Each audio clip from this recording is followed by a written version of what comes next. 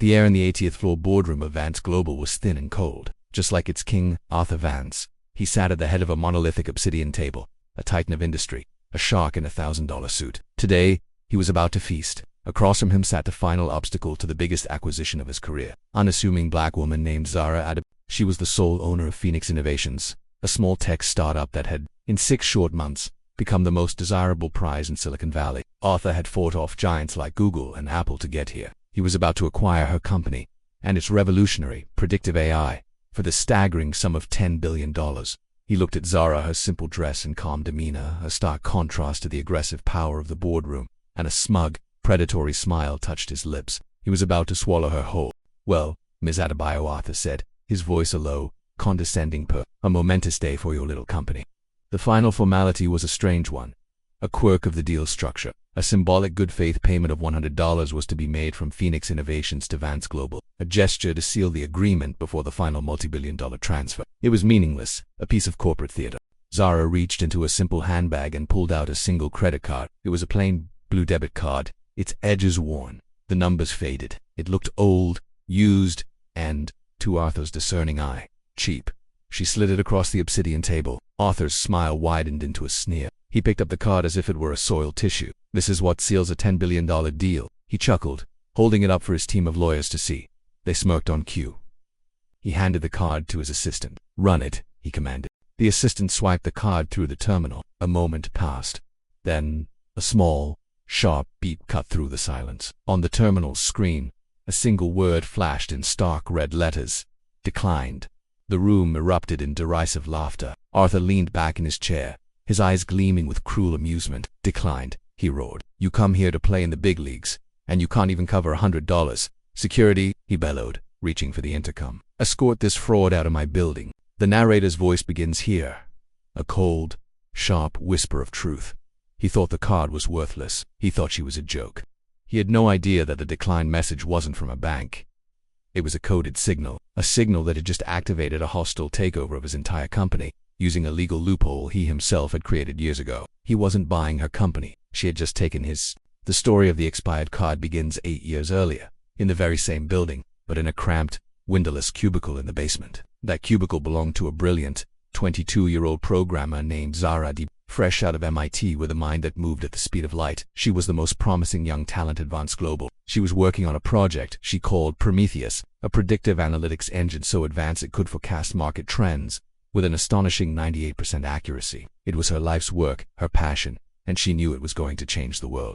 Arthur Vance knew it, too. When Zara, in her youthful naivete, presented her breakthrough to him, he saw not a brilliant employee, but a golden goose. He praised her, mentored her, and then he struck. He invoked a predatory, ironclad clause hidden deep within her employment contractor clause he had his legal team designed specifically for moments like this. It was called the Vance Clause. It stated that any and all intellectual property developed by an employee, using company time or resources, was the sole and exclusive property of Vance Global. He paid her a bonus of $5,000, a pittance that was, legally, all he owed her. He took Prometheus, rebranded it as the Vance Predictive Engine, and built his multi-billion-dollar empire on the back of her stolen genius.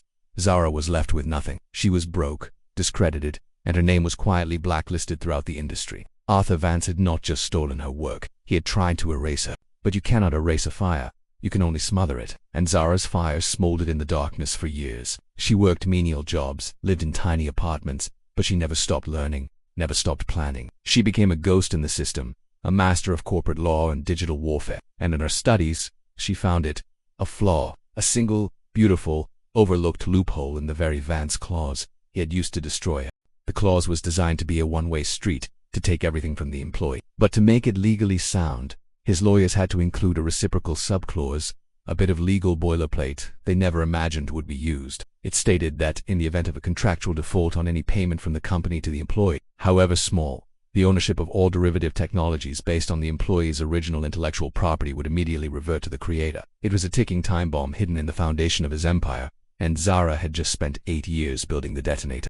She founded a small, anonymous shell company, Phoenix Innovations, working from a small, secure server farm she had built herself. She created a new piece of software. It was a brilliant, but minor, application for optimizing supply chain logistics. But at its core, It was built using the same foundational principles as her original Prometheus engine. It was a direct, legal descendant of the work he had stolen. Then, she began the long game, using a series of masterful market manipulations, anonymous leaks, and brilliant PR. She made Phoenix Innovations look like the hottest new thing in the tech world. She created a buzz so loud that it became irresistible to a predator like Arthur Vance. He saw a chance to swallow a potential competitor and integrate its new technology into his existing platform. He never once recognized the digital DNA of the woman he had crushed years ago. He took the bait.